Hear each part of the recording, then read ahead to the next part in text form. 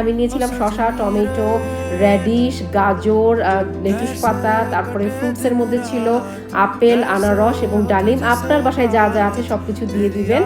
এবং এখানে একটা ক্যানের আমি চিকপিস নিয়ে নিলাম। এগুলো একদম রেডি করা থাকে, সেদ্ধ করা থাকে, জাস্ট এই প্রিজারভেটিভ জুসটা আমি ফেলে দিয়েছি। এখন আমি একে একে মশলা অ্যাড করে দিচ্ছি। আমি প্রথমেই নিলাম টক দই, আমি প্লেন ইয়োগার্ট নিয়েছি। আর এখানে আমার ঘরে বানানো তেঁতুলের যেই চাটনিটা আছে আমি 2-3 চামচ অ্যাড করে দিলাম।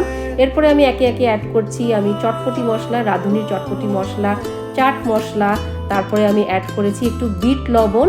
এই সমস্ত মশলাগুলো আপনি আপনার টেস্ট বাড অনুযায়ী অ্যাড করবেন।